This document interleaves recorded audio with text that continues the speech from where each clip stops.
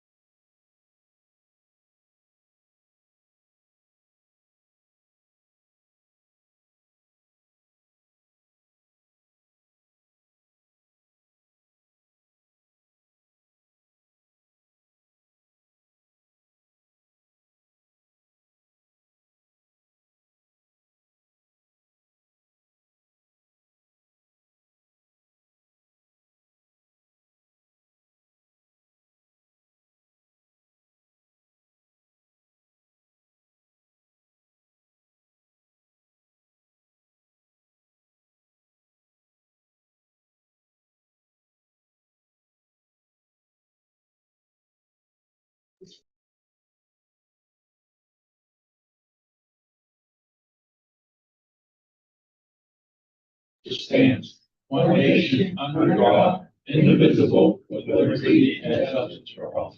Guess I should have asked Josh if he's there. Yeah, we're good. Okay. They can be lagging. We'll swear in the new members. Okay, we're gonna start out with the oath of office for the returning and new members. Mr. Hannon, Stewart, Bruce, Mr. Watson, Mr. Probst, Mr. Fader, and Mr. Singer, please stand and raise your right hand. Do you solemnly swear that you will support the Constitution of the United States and the Constitution of the State of Ohio, and that you will perform faithfully the duties of your office as member of the Board of Education of the Belmont Harrison Vocational School District to the best of your ability and in accordance with the laws now in effect and thereafter be enacted during the continuance in said office and until a successor is appointed and qualified?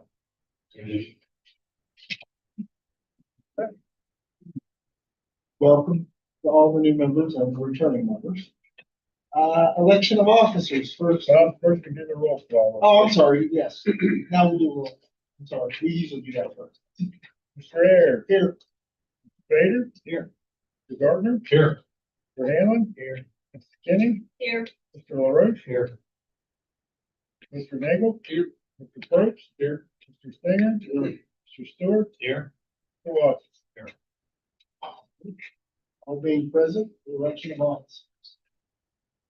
Need a nomination for president. Nominate Mr. Prater. Any other nomination? Hearing none, close nominations. Yeah, we'll vote on that one. Let's take the roll call. So you'll do the motion. Give me a second. I'll second. All in favor, please say aye. Aye. All opposed, nay. Motion carries. Mr. Lee. Okay. I'd like to have nomination for vice president, please. Jason. For any other nomination? Second. Okay, Mr. Robert. All those in favor? Aye. Opposed? Motion carries. Thank you. Thank you. Do we have any public participation? Okay. All right, number 6, establish time, date, and location of regular meeting for the 2026. The time, date, location of the regular meeting shall be established at this time. In the past, meetings have been scheduled on the third Monday of each month at the Belmont Career Center. Committee meetings are held 30 minutes prior to the board meetings. Board members will need to individually decide if this date will be compatible with their schedule.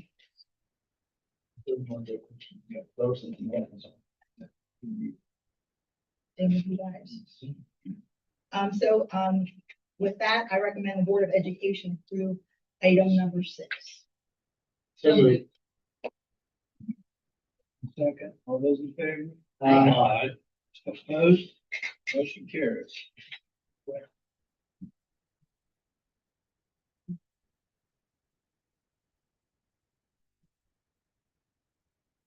All right, committee appointments.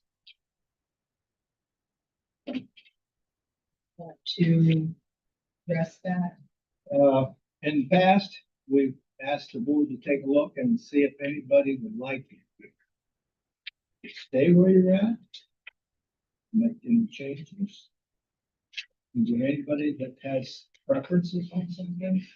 If not, I would say we will continue with what we have now. I assume that we'll just have that incoming board members replace one.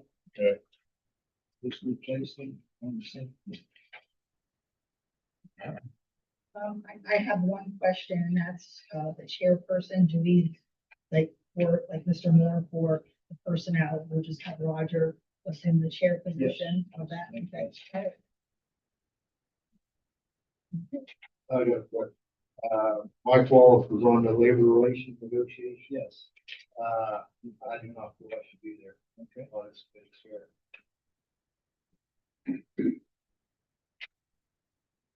Do you want somebody else to, would you like to be on the committee, I do. just not chair? Okay. So Mr. Gardner or Mr. Probst? I've been on. You've been here quite a No, I was while. gonna say you've always been. Anybody else? If something comes up, then maybe looking for her.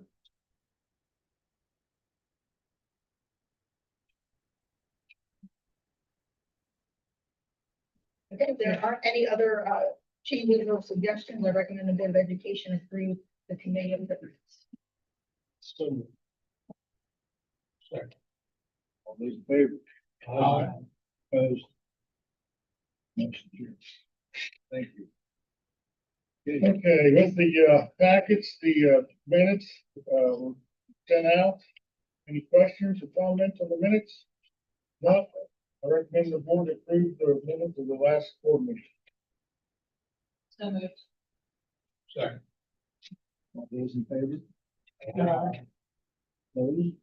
Motion carries. Yes, thank you. Motion carries.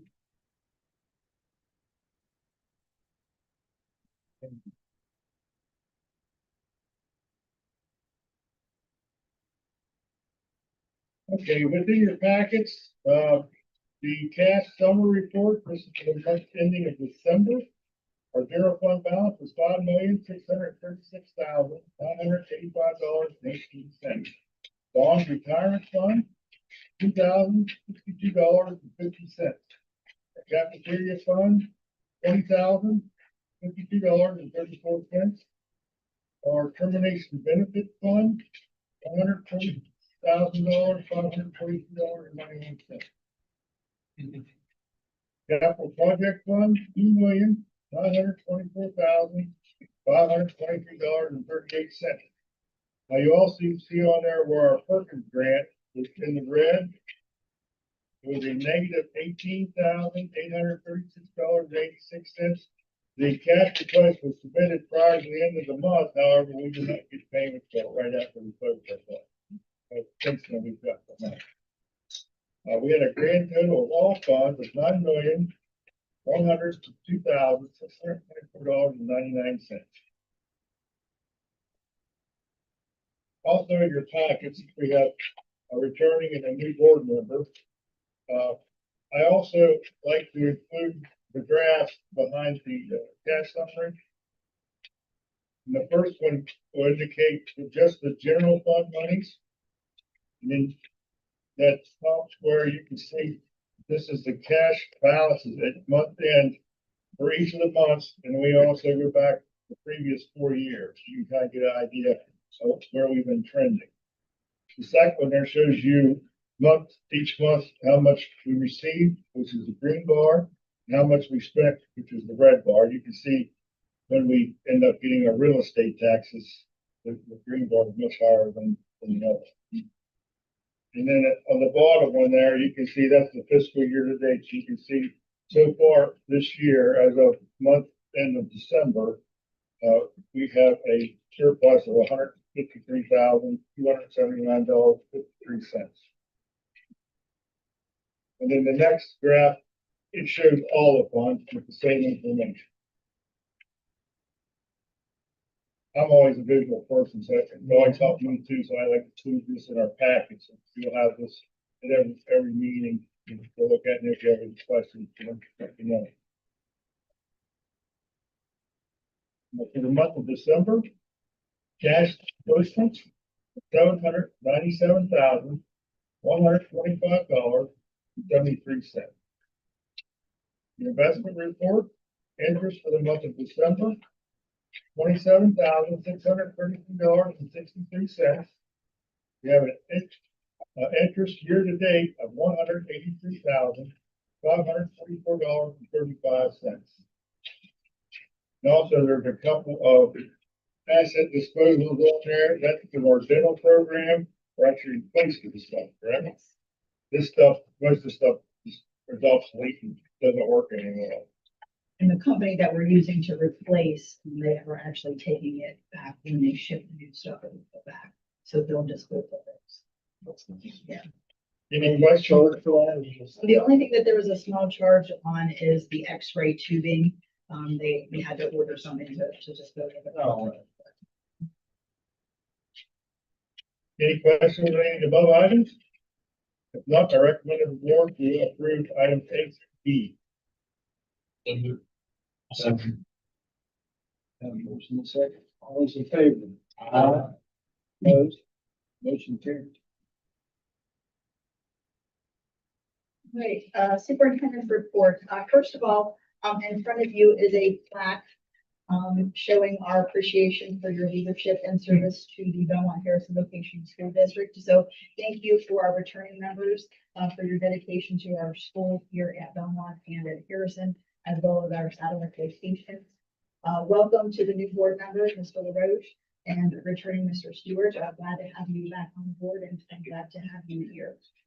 And also I'd like to thank, Mr. Moore and Mr. Wallace for their dedication. We, appreciate their service as well. And I have their plaques and, Mark and I are going to be reaching out to them individually just to give them to them. So first we have the, students of the month. There were none for Harrison, but at Belmont, we had 9th grade, Gregory Laser, small engine, Martin's Ferry. 10th grade, David Ludy, carpentry at Union Local. 11th grade, Daryl Barnes, welding from Martin's Ferry, and 12th grade, Brennan Pollock, carpentry Union Local. Congratulations to those students on being students of the month. I wanted to give you guys an update on the snow days and kind of where we stand with that. Belmont has had 7 snow days, and the last 3 days, Monday was our 5th day, so they wouldn't have reported anyway. But Tuesday and Wednesday, I did close the buildings due to the level 2. Unfortunately, they increased the level this morning at 7 o'clock, but not knowing that, I had already made the call last night, so they did not report. So we will begin with remote learning tomorrow here at Belmont. We did have 1 2-hour delay due to, I believe that was the Black Ice morning. Or no, we didn't delay that morning. I'm trying to think what that 2-hour delay was. With the wind chill. Oh, the wind chill, yes, thank you, Matt, I appreciate that. And then we did have a sewer issue, and it was backing up and running across into Belmont College. So, that was an early dismissal of 1 hour. So currently, after all of those deductions, we are at 1,017 and 5/6 hours. So as long as we stay above the 1,001, we'll be in good shape. With the wind chill and, February coming, I don't know where it'll be with that, but on our calendar for Belmont, we have the Thursday and Monday of Easter break as makeup days and then tack them onto the end. So we'll be paying close attention to that. Harrison has had 11 days out. They missed their 5th day, right before Christmas break due to transformer blowing and electricity going out of the building. So they are at 11 days. They have reported 4 days with remote learning, and they've had 1 2-hour delay. With those deductions, they are at 1,033 hours. They started with about 30 more hours than we did because of the length of the student day. We don't have prep in our day here. It's at the end. Harrison, their prep is in the day, so that is extra time for those students. So just so you know where we stand, currently we're good. And like I said, tomorrow, Harrison and Belmont will be reporting on remote learning. I have in front of you the CTE fact sheet. This was shared by the superintendent organization for career tech programming across the state of Ohio. I just thought it was really nice to kind of see what a difference career tech education is making for those in Ohio. One of the things on the back of that form is the middle grade participation, and that's something that we're pushing across the state. The middle school waiver goes away at the end of the school year. And we actually are in really good shape. We are going to be working with Bel Air to get middle school programming up and running because currently there's none showing on the books. I know I've talked with Kelly Cusick And, you know, you guys are doing things. It's just a matter of getting the CTE 26 prepared. And Kelly and I have been in contact. And so we'll get that to where you're no longer a tier 1, but we can get you up to a tier 2 or tier 3. So just thought I would share that, you know, good things are happening with career tech across the state and especially in the school district. So I'm very proud to share that with you. One thing I will say, just looking at this, Uh-huh. it's interesting, the breakdown, I'm assuming this is the breakdown of male students, female students throughout the state. Yes, It's 55-45. That looks, female participation seems to be going. yes, yes. And I That's a think good it's thing. not necessarily in traditional pathways either. I think, you know, manufacturing is making a big push. So I think, you know, we're getting, you know, more females in non-traditional roles. So that's good. Would there be a way for us to get, the data, the district data that meets these categories? So like, of this 45%, okay, so of the 19,339 students, could we maybe, that's not urgently, but I would just be interested to see just these percentages, what our district. We're actually in the process of doing the follow-up, and that's for teachers. They call their former students and they collect all of the data. So once that final follow-up is completed, we definitely can get that breakdown for you. The one thing that I can share pretty immediately with you is our quality program review data that was recently released, and that would be our technical skill attainment level, our program placement, and also our work-based learning. So those are 3 data points that we can easily share. I just wanted to share also, last week I was in Columbus for the local superintendent summit. It was my first time attending. And I will tell you that that was a very productive seminar for me, and I look forward to returning to that. It's very small and intimate. There were a couple of superintendents from our area, but some of the breakouts were really, really interesting. You know, they talked about some of the Ohio Revised Code. They talked about the Ohio ethics and things like that. It was very, very informative. And then the second day, they brought in STRS, they brought in OSBA, OASBO, BASA was there. So we got to kind of talk about all of the things that were going on across the state. So it was very informative, especially being new to this seat. So next week is the CTE legislative seminar, which I will be attending and meeting with our state legislators. So if there's anything in particular that you would like me to address with any of them, or, you know, their appointees, I can definitely take that with me when I go to meet with them. And last thing that I have, we've had some issues around here that, you know, I've kind of kept you updated on. Of course, the boiler issue, which we're going to talk about that a little bit later on. We did have the sewer issue that last Friday, and that's been taken care of. However, we do have one outstanding kind of issue, and that is we ordered cafeteria tables. And we ordered 8 new ones because we've had tables down that have chairs that have to be put up, moved, and they're scratching the floors. So we ended up buying 8 new tables, and they were delivered. And out of the 8 tables, 2 of them are usable. Wow. So Tim Kyer, thank him. He's been going back and forth with the trucking company and the shipping or the distributor to figure out what we can do. When we bought these, we bought top quality tables. We wanted them to last. We got them powder coated. We got a special edge on it that's not rubber, that's not going to peel off. Out of the 8 of them, 2 of them are good. A lot of them have scratch paint. Some of them have scuff marks on the side. One of them actually has a hole in the table. So we have withheld payment for the time being until we can figure out who is going to be responsible for getting us tables that, when they come off the showroom floor, should be showroom quality. So, so they're just sitting back in the vending area right now, waiting to be dealt with. So just wanted to kind of give you an update. Was really excited about that. We couldn't wait to get them out there in the cafeteria, but just not possible at this time. So, Have we used this distributor? well, actually, we called and spoke with Bridgeport. I went to a training there with several of our other admin. Matt was there this summer.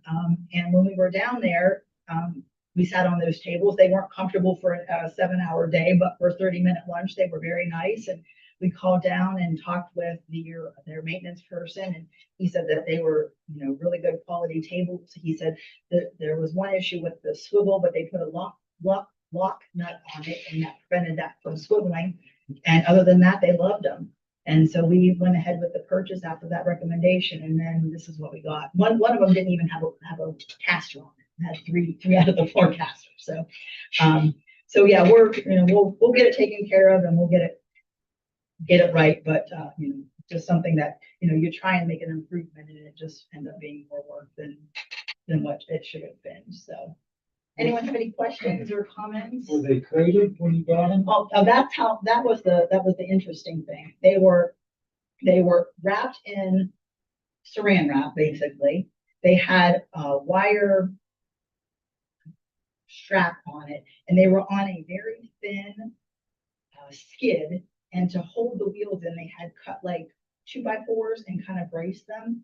The one that was really damaged had fallen through. I mean, they weren't treated very well at all. So, and then, like I said, they said that they were quality control checked, but one of the wheels was missing, and there was no wheel on the truck. So, we don't know. I think it was School Fix is who we ordered them from. So, Quality control must have took that thing out. yeah. So, the trucking company did send somebody down on Friday. And he, Tim had everything marked down on the tag. That's what was wrong with them. And he goes, well, you have everything marked correctly, so there shouldn't be any issue with, getting them, readjusted. So we'll deal with that once we kind of get back in session and see, how we can get those replaced and taken care of. So thank you. Okay, legislative report. I'm going to go to Marietta, I think, in mid-February. We're going to be talking about the property tax issues. Right now, property tax, 50% of the property tax in Monmouth County goes to schools. If we deal with the property tax, we probably lose close to, they said, 50% of the money that we would have from there. And I still saw statistics across Belmont County. You'd be losing just in teachers 20 to 30 per district. And I don't know how you'd even offer school. So those are some things. The voucher system, which is, I think the voucher system is probably the nemesis that we have to deal with. There's not a lot of increase in students in new vouchers, but there's a tremendous increase in money. What they're doing is kids that are in the systems, in ProQ and private, they're just having them all fill out forms, and they're all going to be paid. And there are some schools that are 100% now, 100% paid by the vouchers, because they took off the guarantee of 200,000 per family, then 300, then 400,000. Last one said, "Oh, we're not going to have everybody's eligible." So it's against the state constitution, but they said, "Well, we're giving the money to the parents, so we're not breaking the law. We're surely breaking the intent." When I get some more information, I will bring it back, because I have 2 or 3 of these coming up before June, so we'll see. And I'll say this to your point. You can axe the tax, as they like to call it. You gotta make it up somewhere. That's right. So we're gonna pay 30% sales tax, or we're just gonna pay property? I guarantee you, whatever you pay to make it up will be more than you're paying. You'll have I to do guarantee- sales tax, you'll have to do income tax, and I think for a long time, we'll just suffer. It's not a sales tax, it's not a tax cut, it's actually a tax increase. It's going to be. the problem with that, you know, for Belmont County, everyone who lives in Belmont County has to go shop in West Virginia. So the county's gonna suffer more than say Franklin County is. That's gonna be, these bordering counties and You're states right. will be crushed way worse than. Yeah. It will. The, central. So we got our hands. full. There's no doubt about it. Stay tuned. See what we do. Okay, Mr. Shreve, All right, right. good evening, everyone. Some of y'all know, being here half a year, some are new.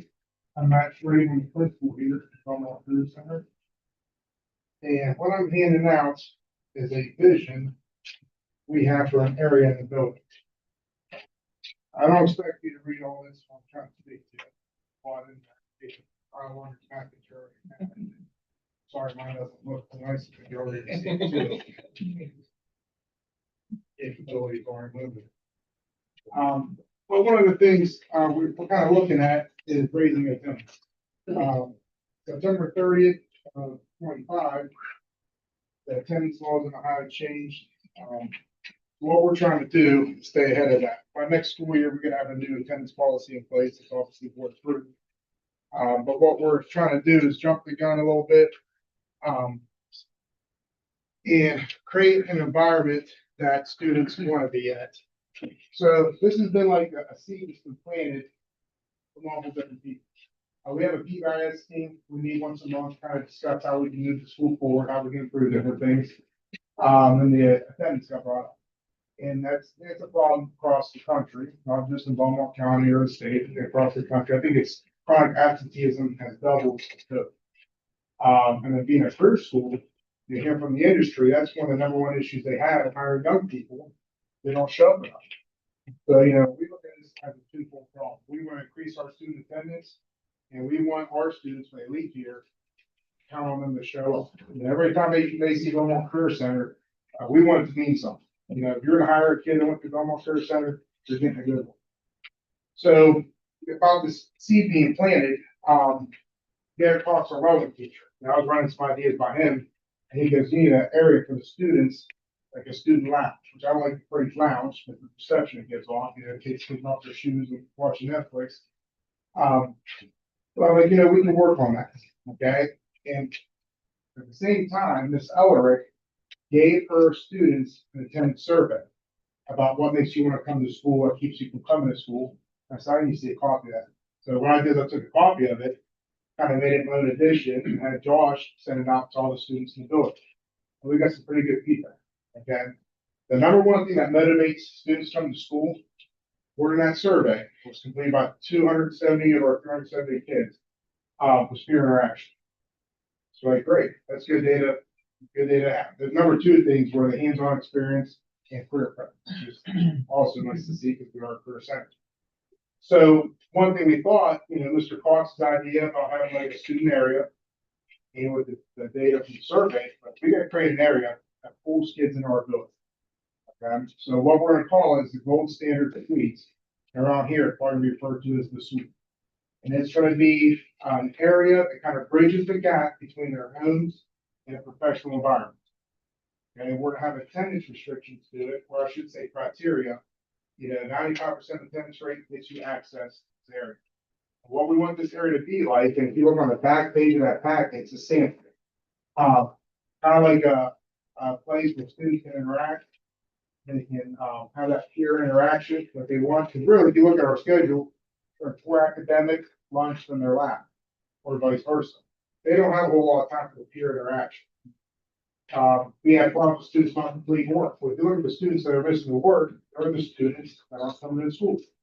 So one of the things we're starting to examine is, if we raise our attendance rates, it's going to help the industry. They're going to build that habit now while they're 15, 18 years old. It's going to help our teachers collect this missing work.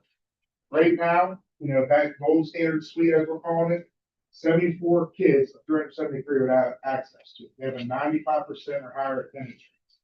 Our building as a whole, it's right below 60% have 90% or higher.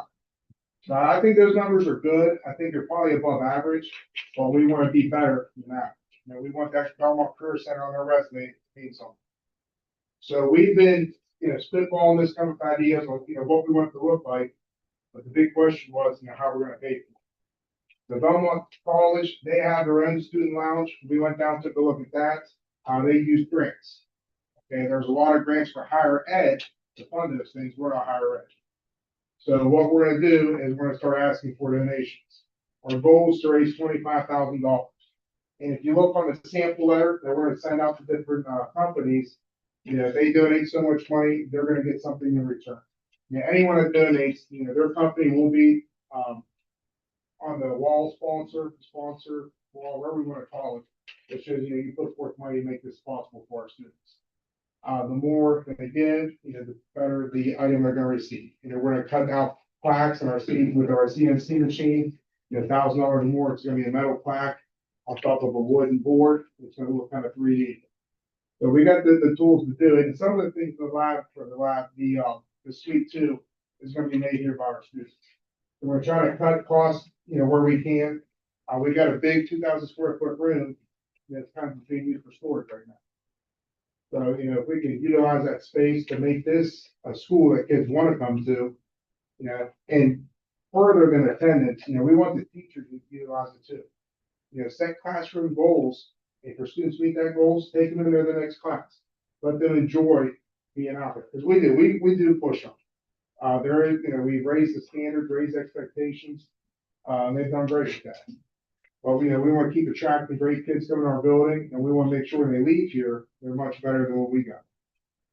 So, if you guys have any industry partners, any companies you think might want to donate, there's a sample letter. You can kind of use that if you want. We will be sending. We're compiling a list. If you have anyone you want added to that list, we'll put them on there. The letters we want to start sending out and see what we can get back. I've done some soft, verbal pledges. Project Best and Shady Side said they would donate. And I said, let me send you out something official first and we'll make it happen. I think this is a really good idea. Yeah, and I don't know what other schools are doing, because you can policy anything until you run out of ink. It's more about the culture. It's not the rules that you have, culture you establish that's gonna attract people and improve them. One small thing that we've done is our principal and a teacher decided, we had this old ping pong table. Don't know where it came from years ago. They got it out and the kids love this. They love it. And the principal has said there's a few kids that weren't coming to school, now come to school because of that. Yeah. Just that little thing. So That raises a good point. One of the things the student mentioned on the survey that wasn't attracting them from the school was their relationship with their instructors. So we thought too, that suite could be a good place, the instructor, take your kids in, get to know each other on a more personal level. You don't want to let your instructor down. So we believe it's going to raise the attendance, but I think it's going to improve the school as a whole. I think we're finding a million and one ways to use it, and it's all for the sake of improving the curve setback. Is 25 grand like the total cost? Is that what, Well- I mean, you're just, That's the goal. I've got some catalogs for like school furniture, and it's expensive. If you look at that model, the prototype, that floor is actually the floor it's in there. I just took a picture and put it on the eye. So there's some things. Yeah, there's not a whole lot of construction needs done. Now, we want to knock down the block behind the glass, because when the public comes in, we want them to be able to see this. When kids come in on hands-on visitation days, we want them to see. Yeah. If students are in there, anyone walking by can see what the students are doing. So we've even talked about like College Credit Plus, that could be the hub for that, to try to attract those students, they want to do a trade, 15, 18, you really don't know what you want to do. They come out here, do the College Credit Plus, pop in the welding lab, have something for everyone. But primarily increase that. the reason why I asked that, not because I think that the number is low or high or whatever. I mean, I think it's a great idea, so much so that I think, I look at, our unencumbered general fund. I genuinely think this would qualify as a capital fund project. And I'm gonna say this through the lens of Harrison, which is a little bit different than many of the school districts in the room. But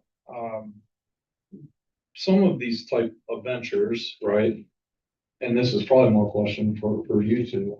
I mean, do you feel like we go to private businesses a lot for things or no? We don't typically, yeah. The last time we went to businesses has probably been 2 or 3 years ago, and it was for PBIS dollars to reward students with gift cards or something like that. Right. But typically, we don't approach them. I know that, just last Friday, we had a superintendent meeting, and Mr. Lucas, Randy Lucas, their superintendent, kind of said that they were getting bombarded with people asking for donations and stuff like that. And he said, we're not.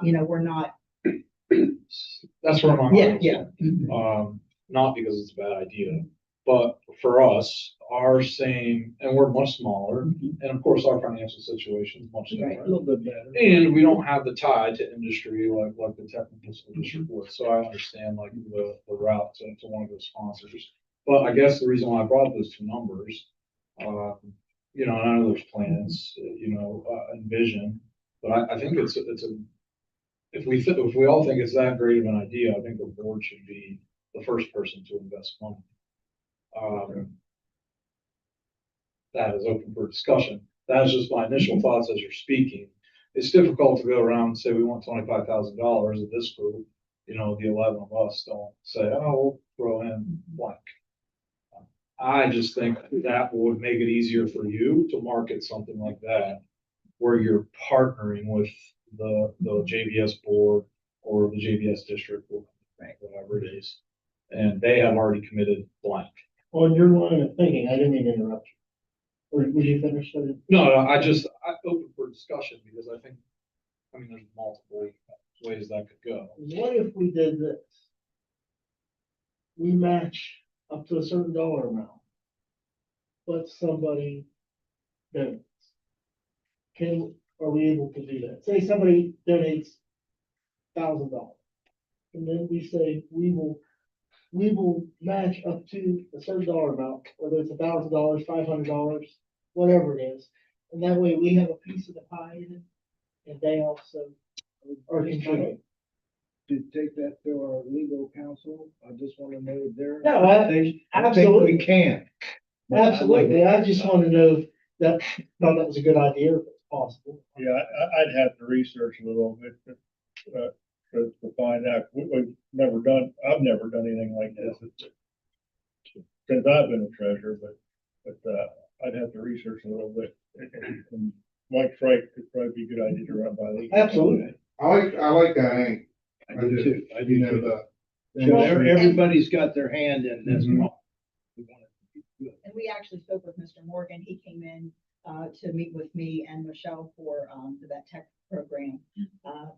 And we were talking about furniture, and Matt was there with the conversation, and they were saying that, they were kind of talking about the kinds of furniture, and Mr. Morgan said they actually had probably a little bit of extra furniture at the elementary that he might be, so that maybe we can partner, and purchase something from you guys, that, you aren't needing, that is still in great shape as well. So, those are some things that we can definitely talk In about. our meetings, we have, certain partners that hire a lot of our students. That was, one of the things too. So it makes We want to sense. create a better, I don't know if I'm a worker, but a better person for you to have, the skills they can learn on the job and they learn here, but the character aspect.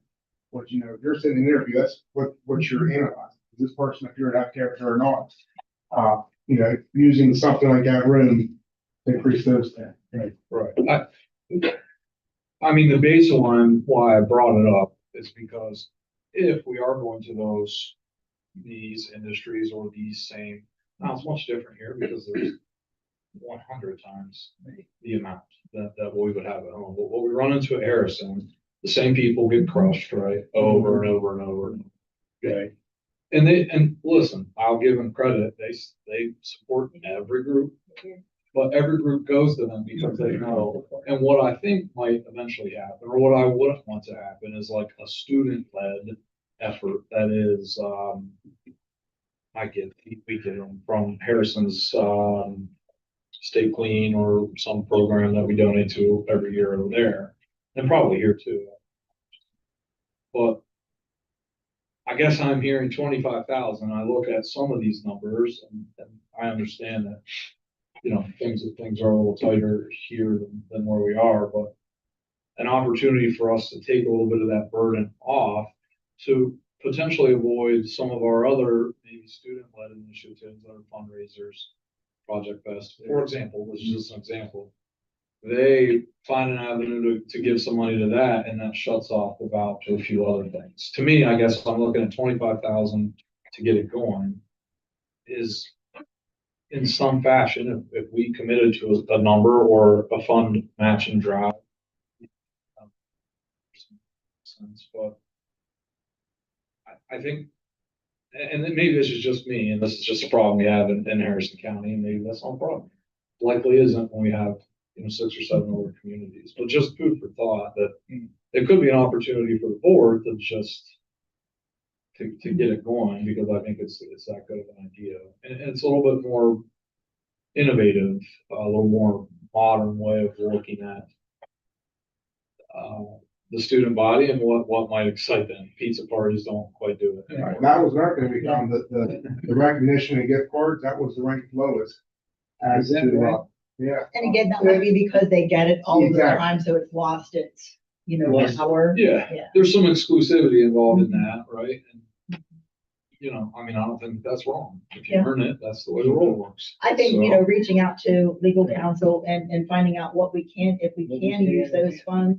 I think, we would be more than willing to, help support. It's not that, I think we were just thinking in terms of like weighted dollars and that, using it for something that wasn't Mhm. career tech associated. Sure. Might not be allowable use as a fund. So, but definitely getting a legal opinion, if we can donate that would be great.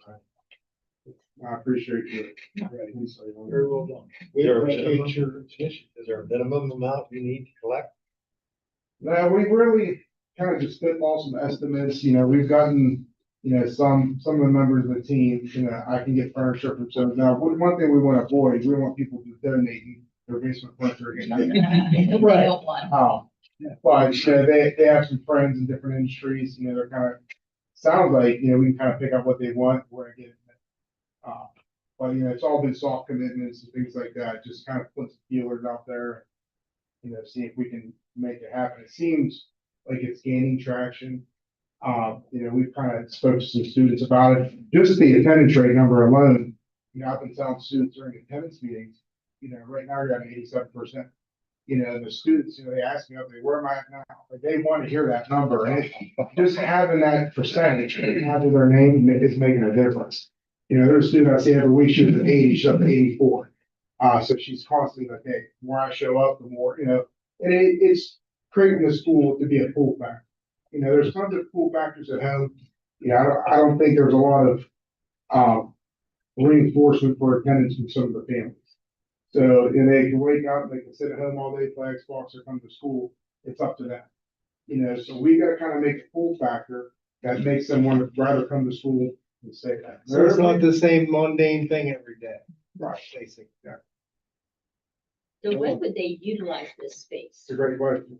We would, set aside time in between the 9 weeks, so we'd run the attendance report for the 9 weeks, those 95 and higher will qualify. I'd like to get them in there 4 to 5 times during the 9 weeks during their life. So the peer interaction piece, you might be a freshman, half your freshmen are in different labs. If you're a senior, you're all spread out. So, it'd be like a 2-hour window on this date, seniors come down, you have access to the suite. Go in there, play pool, there'll be a TV, it'll be supervised. They won't play cards, just some pure interaction and pure connection. So it has to take place during the lab, and the lab teachers seem like they're more willing to do it. And also too, keep in mind, the students that are gonna be accessing this are gonna be the students that are missing work because their attendance is so high. So, we do have some outliers, low 90s. I think something like this is that extra push to get them to that 95%. Again, that 60% at 90%, trending that way too. If we get 60% of our kid at 95% attendance, then I like that 90 at 90, at least 9% of our school with 90% attendance. Because the way that the state law is written now, chronic absenteeism, it pretty much boils down to if you miss 2 days a month, you're gonna be chronically absent by the end of the year. And so we came up with 95%. If you only miss 1 day of school per calendar month, you're at 95%. Let me ask this question, because I've had, some people have answered it differently. Mhm.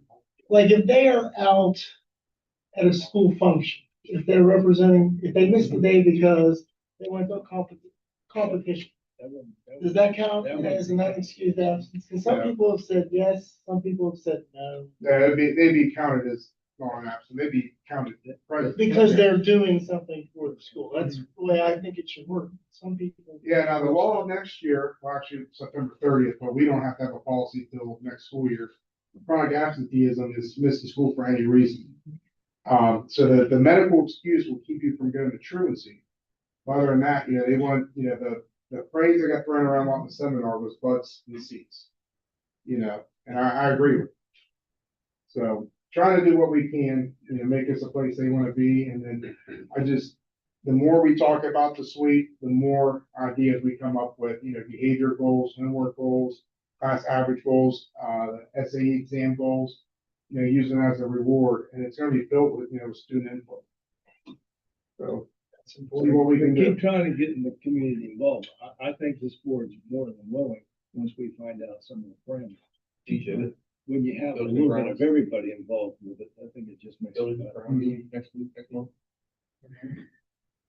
Matt, Yes, sir. to the end of, the issue of attendance. Chronic absenteeism is 18 days, like you said. Yeah, that's what about equates to. I talked with our superintendent in Shadyside. We have 40% of our students chronically absent. And that means they're more than 18, some of them, I'm Mhm. sure. Right. So what happened to the situation where you called parents and deal with parents? Because the parents are responsible for some part of this education. So right now, when they hit certain thresholds, we have attendance meetings. With the new law, and I kind of like this aspect, it's gonna create more work, but it's more about early intervention.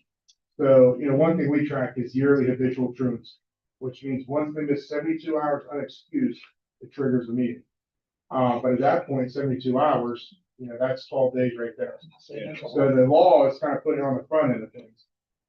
Contact, once they miss 2 days in the school month, boom, a letter needs to be sent. There'll be tier 1 intervention, tier 2 intervention, will be provided by myself, Ms. Boner, Mr. Francis, depending on the grade level.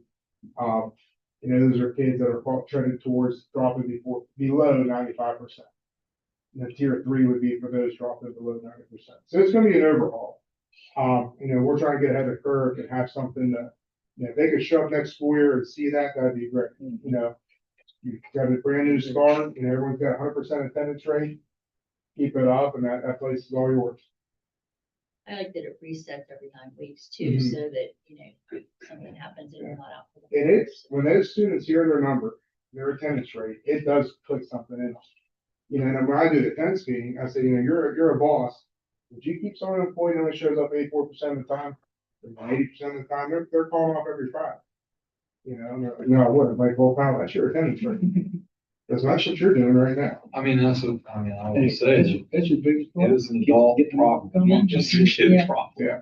What is Yeah. our Yeah. percentage of chronic absenteeism in this building?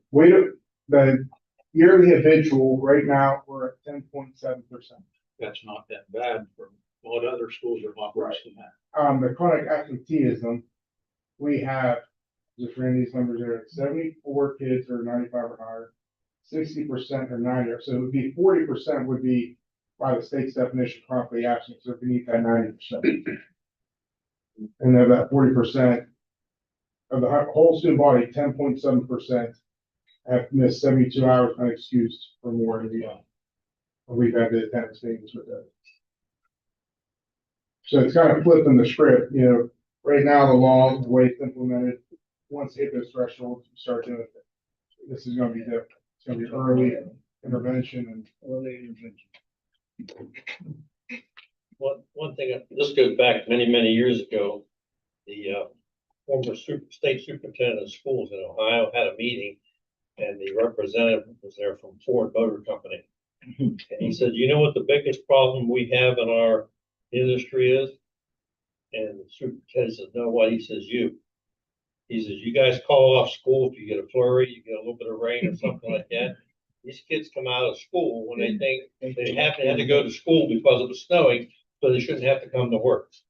And I think that's what we're instilling in a lot of our kids anymore, that, commitment is there to be where they're supposed to be, and they carry that on to the school into the workplace. The attendance is important, Right. no doubt about And if it. you look at the national attendance data, they mentioned COVID.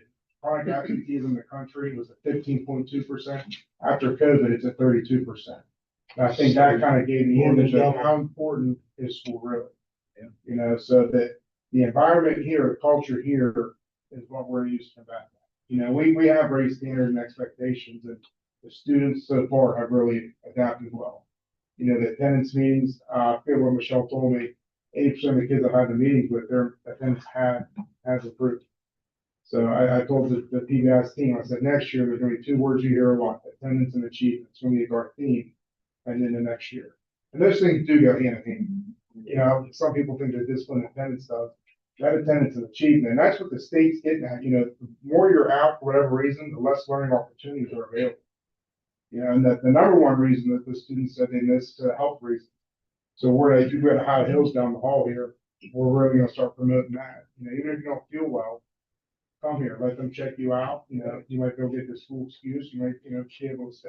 How has that gone so far this year? Are we seeing more kids or? Oh, yeah, they've been reporting and then, utilizing that, Nurse Leslie, she refers all the time. So it does, I think, is a draw, but again, making it more obvious to students, not only for medical, but also for dental. Will any student be available to use the suite? Is there any qualifications, like if we have people who are still chronically absentee, do they lose their Right, yeah. rights to use this? So that room will operate around attendance first. So between 4 to 5 times in the 9 weeks, we'll have the attendance, the gold club members for attendance report to the suite. Hour and a half for the freshman, then sophomore, junior, and senior.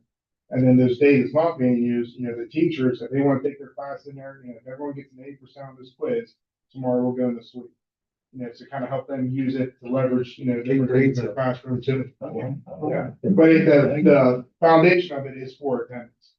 And that's gonna be the teachers and the clubs are gonna have to work around the attendance schedule for that. I'm all about doing something good for the kids and rewarding them for what they're doing. We negotiated with teachers sometimes, and we have to give them incentives to come to school.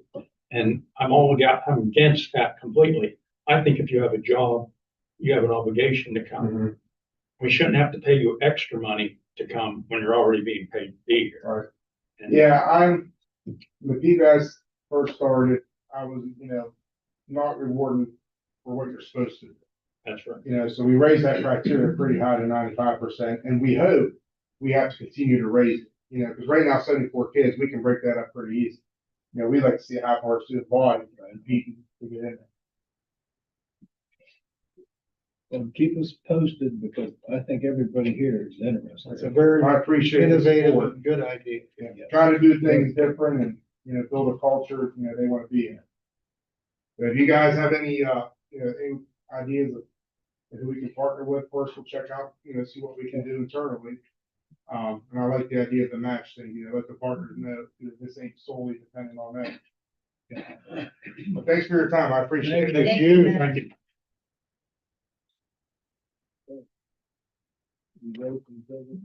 I'll tell a motion become a So moved. May I have a second? Second. All those in favor? Aye. Opposed? All those like a session, 6:56.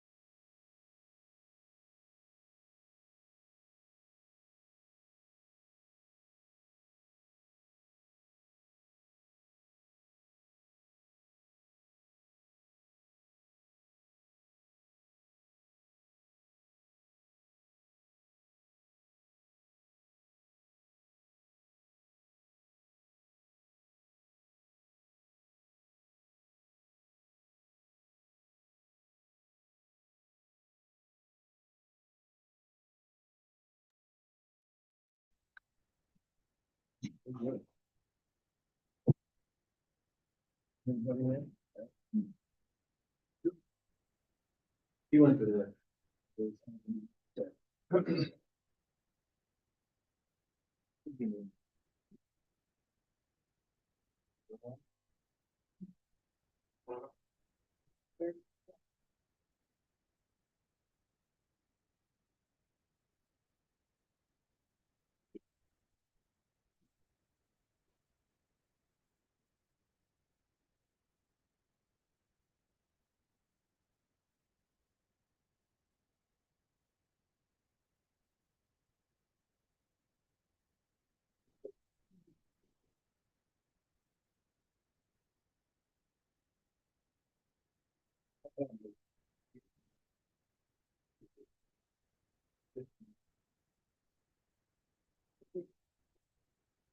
Yes, she was here. Yeah, she panicked today. She called and she was like, I think I forgot to get more stuff. I said, Aaron took care of us on Friday, just in case we had it Monday. She goes, I thought I dropped the ball. I said, Michelle, you have not dropped any balls. You're good. You're busy picking up ball. Yeah, that's right. Juggle. Yeah, I've never heard that much. In the panel, No, me neither, in the middle of the year. It's very much asked. Oh. And it's also. All right, number 12, employment recommendations, unpaid dock days. Approve the request, and I'm gonna say up to 3 days unpaid dock days for Aubrey Stewart, a new employee for Article 10.8 of the Master Agreement, other leave provisions. This is in conjunction with her 2 personal days, January 28th through the 30th of 2026. So what happened was she had left us, went to the ESC, came back and had a vacation schedule. But we had snow days on Monday and Tuesday, so she'll have to put in those personal days for today and tomorrow. With a 2-hour delay schedule, she'll have some time left over even for Friday. But so she'll use the remainder of the leave or dock for that remainder of Friday. But originally it was supposed to be 3 days, but so we'll have to adjust that. B, resignation request, accept the resignation request of Paul Letty, custodian from Harrison Career Center, effective January 15th, 2026. And we also have an addendum for the resignation of Heather Travis, Allied Health Inspector at Belmont Career Center, effective February 2nd, 2026. If there aren't any questions, I recommend the Board of Education approve the employment resignation request. I'll make the motion. Second. All those in favor? Opposed? Motion carries. Continue. Okay, Bradley Payne engagement letter. So, Mr. Stewart and Mr. LaRoche, we had, Dan Shaw from Bradley Payne, come in and do a presentation at our last board meeting. And they provide capital planning, assistance to the district. I don't know if either one of you are familiar. But what we, we have some outbuildings that I'm concerned about. And I spoke with the superintendent at Mideast, and they actually use Bradley Payne. And what they do is they bring in a firm to help them kind of analyze curriculum, technology, buildings and grounds, and they help us kind of develop a capital plan for how we need to use our money for like a 5 to 10 year process. And that will allow us to develop a strategic plan for the district. So we had them do a presentation. They sent us an engagement letter, and that letter is included in the packet. And the first year would be the most expensive, and if I can find that. Is it 36,000? Thank you.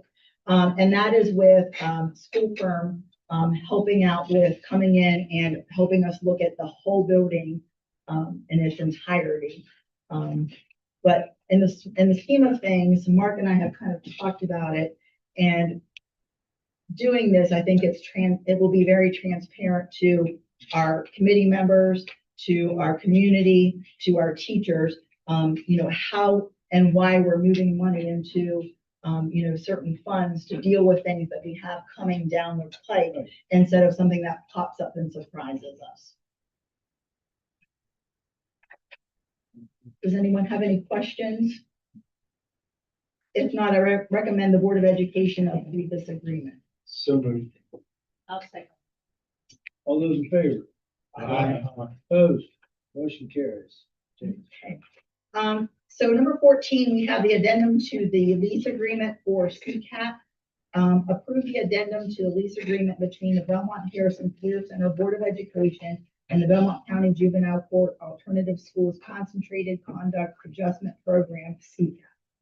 I have both copies listed for you. This was the original agreement that was done in 2017. And the reason that this actually came up was CCAP has students in our building that, for whatever reason, needed assistance from our school nurse. And so she was questioning how she could deal with treating them. Was she allowed to treat them? So when I looked at this, the first thing that came up was how much they were paying us in rent or lease. So this had the amount was $6,000 and it hadn't been adjusted since 2017. We love having CCAP in the building, but again, we wanted it to be fair and equitable. So we sat down with Dave Carter and Noah Atkinson, and we kind of talked about it, and Mark and I talked about it, and felt like whatever they were charging us, we were going to ask for 50% of that be given to us in rent, and then we would pay the remainder to them. And that was something that this can be a living document now instead of something that has to be revisited every year or every 2 or 3 years. So as our costs increase, they give us 50% of that back. So this year it was $20,000. So if it remains $20,000, they would give us $10,000 for renting that space. If it goes up to 24,000, it would be 12. So that way it's just a living document rather than something that's just sitting there. And Jason. I just because I could be wrong here, but I think the initial cost for every school district at the time of that agreement, 2017, might have been $6,000. It was. Yeah. Although we got 2 invoices at that time. We paid for CCAP and there was another program we paid for, and they combined the two. And it just kept going up. I thought it was it's amazing that it's gone to $20,000. Well, and Less than 10 years. they provide great services to us. I mean, number one, having extra staff in our building, that has been very good for us. They also do parent interventions, and they have that virtual learning at-risk program in there. So Noah provided me with some statistics, and we don't want to lose them. And that's why I tried to make it very clear to them that this wasn't about running them off. It was about continued partnership, and it just being fair. And they were totally on board. If you look at the addendum to that, the part that they added basically aligned with the Parents' Bill of Rights and what we can do with their students. So basically, there will be phone conversations between the school district and our school nurse in the event that they have to, bandage a cut, stop a nosebleed. The one thing that is a little trickier is the over-the-counter medication, but we will work through that and make sure that they have those waivers coming from the homeschool. And so that will all be taken care of. So I feel like this is a very thorough addendum to the lease agreement. And it's something that I think, we will be able to live with for many years to come. So if there aren't any questions, I recommend the Board of Education approve the agreement. Motion and second. All those in favor? Opposed? Motion carries. Okay. Number 15, resolution authorizing the reimbursement of payment for boiler replacement. Again, I've kind of updated you, I think, 2 times on this, but just to kind of get the gentlemen up to speed that are new. We had 3 boilers that went out.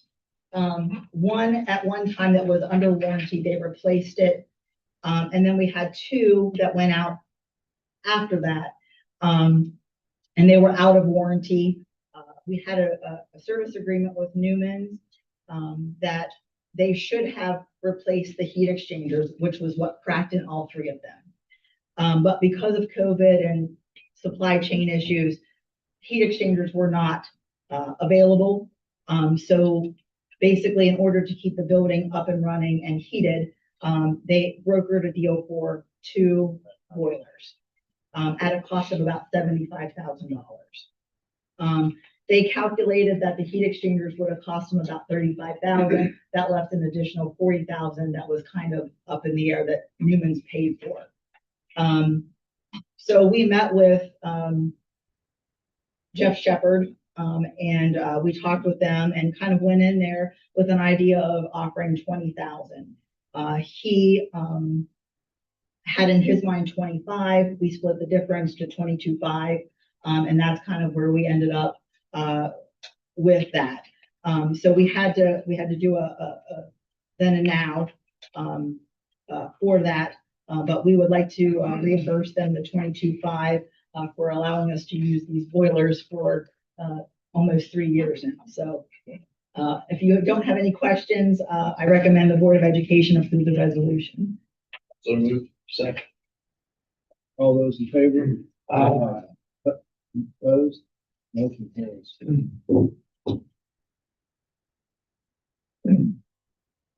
And under, item 16, the A, this is to establish the board fund of $20,000. I read all that, we do this every year.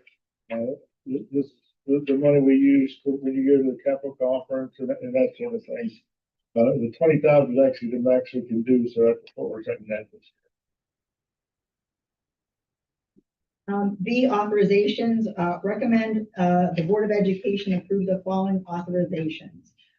Superintendent or designee to act as purchasing agent, treasurer to sign payable checks, treasurer to sign payroll and related checks, use of a stamp or computerized check signer, treasurer to seek tax advances when such funds are due and payable, treasurer to pay bills as they are presented, provided that funds are available, and report to the Board of Education, treasurer to invest funds through any legal investment method, treasurer to borrow operating money with the approval of Finance Committee and President of the Board and report such action at the next scheduled board meeting.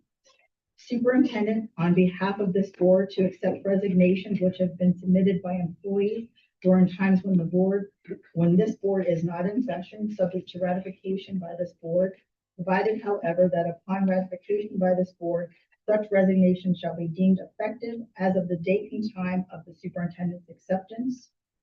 Superintendent, during periods when the board is not in session, to make offers of employment directly to candidates for either teaching or non-teaching positions on behalf of this board, and to acknowledge acceptance of such offers on behalf of this board, subject to a subsequent vote of ratification by this board.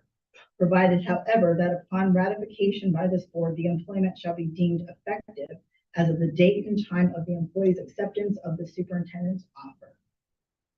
Superintendent to approve professional meetings that necessitates, thank you, board policy instances occur when professional meetings that necessitate board approval occur before the regularly scheduled board meeting, or information is received late, and thus would recommend that the superintendent be authorized to approve such professional meetings and report those at the next scheduled board meeting. Superintendent to approve expenditures of public funds to purchase coffee, meals, refreshments, awards, and other amenities for its board members, administrators, guests, students, and employees in conjunction with meetings held for a public purpose. Superintendent to approve membership in professional organizations, OASSA, OVA, etc., for building administrators as deemed necessary. Superintendent or designee to be office administrator for federal programs or grants. The board further authorizes the superintendent to apply for grants or outside funding which would benefit the educational program for students. BCC guidance counselor to be homeless liaison for the district. And we just updated that and the foster care, which was required just recently. C, College Credit Plus Memorandum of Understanding, which is included. This is just a renewal of what we already had in place. Approved College Credit plus memorandum of understanding between Belmont College and Belmont Harrison Career Centers for the 2026-2027 school year. D, professional meetings and out-of-school activities. Alan Albright and Adam Fisher, ag mechanic instructors, to the Ag Power instructor update in Minster, Ohio. Cheryl Sapanic, Director of Student Services, to Pepple and Wagner Special Education Conference in Independence, Ohio. And Pam Fisher, head cook, to the OASBO Food and Nutrition Conference in Dublin, Ohio. And E, accept a $2,000 donation from Doug Henderson of Scioto, Ohio, to the FFA program at Harrison Career Center for the purchase of FFA jackets, shirts, and hats. And then last but not least, we have the addendum for the BCC School Resource Officer Contract Addendum. Approve an addendum to the BCC School Resource Officer Contract with the Belmont County Sheriff's Office. They were in negotiations when the contract was initially signed. And the contracts took a little bit longer to ratify. So they sent us an update, and it was like a $2.16 per hour increase in the hourly rate. I think he's worth every time. Yes, he is. If there aren't any questions, I recommend the Board of Education approve the contracts and other Board of Education items. So moved. We have a motion in a second. All those in favor? Aye. Opposed? Sounds like that motion carried. Is there any other comments or suggestions from the board? Seeing none, meeting is adjourned. Cookies in the back. Thank you again for your service. I really appreciate it.